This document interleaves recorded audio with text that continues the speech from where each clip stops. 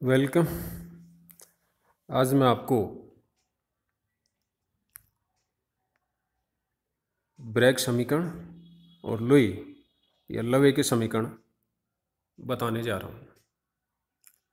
ये दो इम्पोर्टेंट समीकरण हैं जो क्रिस्टल स्ट्रक्चर में बहुत उपयोगी हैं। पहले मैं ले रहा हूँ ब्रैग समीकरण। तो जैसा कि हम जानते हैं कि जो क्रिस्टल है वो क्रिस्टल कई समांतर क्रिस्टल तलों से मिलकर के बना होता है और क्रिस्टल तल परमाणुओं से होकर के गुजरता है। अब क्रिस्टल तलों के बीच की जो दूरी है वो एक्सरेज के तरंग दैर्घ्य की कोटि की होती है। तो इसी कारण विवर्तन के लिए एक्सरेज का उपयोग किया जाता है। तो हमने ले लिए हैं ये 3 क्रिस्टल तल और इस पर ये एक्सरेज आपतित होती हैं और क्रिस्टल तलों से विवर्तित होकर ये किरणें बाहर निकलती हैं। हमने मान लिया कि जो पृष्ठ सर्पी कोण है वो थीटा है, या जो कोण है वो पृष्ठ से लिया गया है, लंब से नहीं लिया गया है, इसलिए इसको ग्लांसिंग एंगल या पृष्ठ सर्पी कोण कहा जाता है। तो जो आपतित किरणें हैं वो विवर्तित होकर के जाती हैं। तो आपतित किरणों में और विवर्तित किरणों में हम पथांतर ज्ञात कर लेते हैं। तो इस ज्योमेट्री से जो पथांतर प्राप्त होता है वो प्राप्त होता है B M plus B N, और बी एम की वैल्यू भी ए बी साइन थीटा और बी एन की वैल्यू भी ए बी साइन थीटा। तो 2ab साइन थीटा और ए बी दो क्रिस्टल तलों के बीच की दूरी है और ये क्रिस्टल तलों के जो बीच की दूरी है ये हम डी लेते हैं, तो ये हो गया 2d साइन थीटा।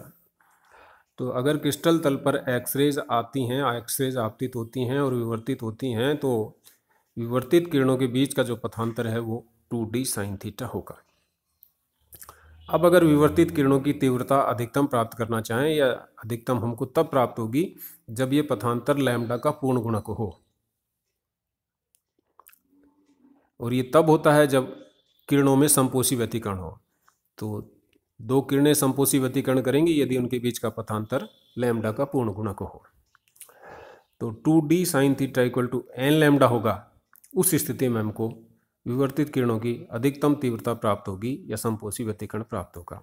तो ये जो इक्वेशन है 2d sine theta equal to N lambda, ये ब्रैग समीकरण कहलाती है या ब्रैग्स लॉ भी कहलाता है, ब्रैग का नियम भी कहलाता है कि किसी क्रिस्टल से विवर्तित एक्स किरणों में अधिकतम तीव्रता के लिए 2d sine theta equal to N lambda होता है। यह ब्रैग का नियम या ब्रैग की समीकरण कहलाती है।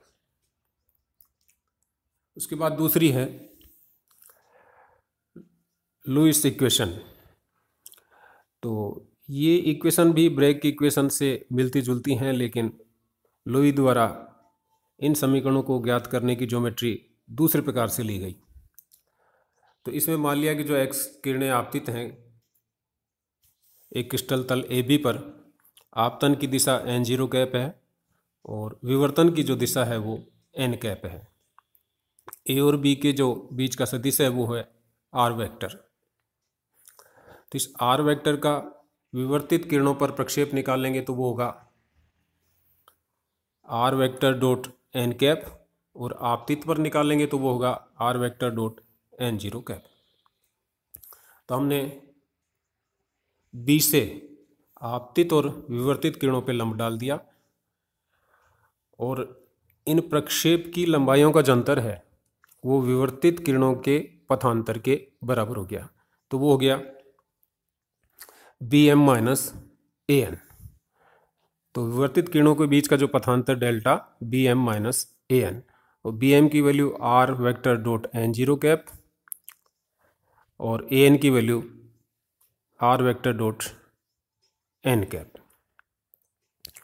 आर वेक्टर कॉमन ले लिया हमने, तो R dot N zero cap minus N cap, और N zero cap minus N cap को हमने कैपिटल एन वेक्टर से लिख दिया। तो पथांतर हो गया R vector dot N vector. तो इस एन वेक्टर की वैल्यू अगर हम निकालें, इसका मॉडुलस हम निकालें, तो एन का modulus equal to N zero cap minus N cap का मॉडुलस, और एन जीरो कैप और एन कैप के बीच का एंगल 2 थीटा माने तो इस मॉडुलस का मान आता है 2 साइन थीटा। अब यदि आर के घटक या आर की जगह तीनों दिशाओं में सदिश ए बी सी हों, आर को हमने 3D लिया है, एक्स दिशा में ये ए होगा, वाई दिशा में बी होगा, जेड दिशा में सी होगा। तो ये जो घटक है ए बी सी हमने मान लिए हैं, तो आर के स्थान पर अगर हम एक्स दिशा में ए लें, वाई दिशा में बी लें और जेड दिशा में सी लें, तो इस पथांतर का मान समपोषी व्यतिकरण के लिए लैम्डा का पूर्ण गुणक होगा, अर्थात पथांतर equal to N into lambda. अब 3 दिशाएं ले रहे हैं तो हमने n1 n2 n3 ले लिया, तो r डॉट एन वेक्टर ये x दिशा में हो गया a dot N vector, y दिशा में हो गया b डॉट एन वेक्टर और z दिशा में हो गया c डॉट एन वेक्टर। इसकी वैल्यू अगर हम रखें तो a डॉट n, तो a डॉट n होगा a n कोस थीटा, और 3 दिशा ले रहे हैं तो हमने अल्फा बीटा गामा कोण ले लिया, तो a dot n equal to a n cos alpha, यानी कि a का परिमाण इंटू n का परिमाण इंटू कोस अल्फा।